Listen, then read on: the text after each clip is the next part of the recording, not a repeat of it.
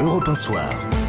Il est 18h50, Europe 1 Soir continue avec vous, Nicolas Poincaré, en route pour le monde du travail avec vous, David Abiker. Hey, c'est l'heure de la gueule de l'emploi. Bonsoir David. Salut à vous Nicolas, salut à vous Olivia. Ce soir, vous nous parlez du jeu dans l'entreprise. Jeu, J-E-U. JEU, l'entreprise terrain de jeux, de jouets. Noël approche. Attention, pas les jeux de pouvoir ou les jeux de chaises musicales, mais les vrais jeux. C'est la tendance. Je vais vous raconter une visite que j'ai faite la semaine dernière. Je suis allé dans les locaux de la société Deezer. Deezer, c'est la start-up musicale.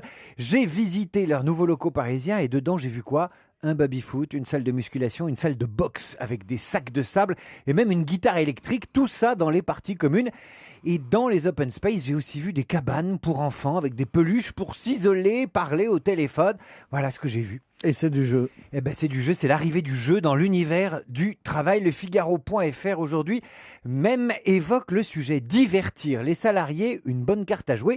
Et il y a plein d'exemples. La société informatique Link by Net à Saint-Denis a installé un toboggan géant immense dans les locaux de son siège social, une salle de jeux vidéo, un terrain multisport et même une salle de musique chez Google à Paris. Idem, il y a un baby-foot. On peut faire aussi, on peut regarder une deux chevaux rouge. Il y a une deux chevaux rouge qui fait très joli comme ça. On se croirait dans une sorte de jardin d'enfants ou dans un centre aéré. Libération parle aussi aujourd'hui d'un studio d'animation, Ankama, à Roubaix, où certains salariés se déplacent en trottinette. Et alors, est-ce qu'il y a des moments où on bosse dans ces entreprises ? Alors, tant que ça perturbe pas le travail, pourquoi pas ? En fait, c'est une autre façon d'améliorer les conditions de travail et c'est fait partie d'une tendance. On appelle ça la ludification du travail ou le management ludiste. Le management ludiste, c'est se servir du jeu pour obtenir de l'adhésion, de la cohésion, une bonne motivation et surtout des résultats. Par exemple, certaines sociétés vont stimuler leurs commerciaux avec des concours, des challenges et des récompenses pour les meilleures équipes. D'autres vont recruter ou former le personnel en utilisant des jeux vidéo. Il y a même des sociétés qui se servent des Lego pour faire des séminaires de team building, de motivation. Donc jouer au travail, ça peut marcher, mais ça dépend aussi de la culture et du climat social. On n'imagine pas les Floranges en train de jouer au ping-pong en ce moment. Et puis les Peugeot d'Aulnay faisant de la trottinette ou du toboggan, c'est pas le moment.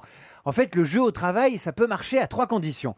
Un climat social qui soit stable, plutôt serein, un contexte économique porteur, qui donne envie de jouer donc, et surtout, avant de faire mumuse avec les salariés, l'employeur doit lui aussi respecter les règles du jeu, et je veux parler là du droit du travail. Intéressant tout ça, on va réfléchir David à la ludification de nos conditions de travail. Et je dénonce, mais il y a une salle de ping-pong à Europe 1. Ah bon ? Ah oui, chez les gens du web, ils ont du ping-pong, ils jouent au ping-pong, ils ont une mini-table de ping-pong. Vous m'y emmènerez à l'occasion. On fera une partie. Nicolas Canteloup en attendant. On va le retrouver, il était tout à l'heure...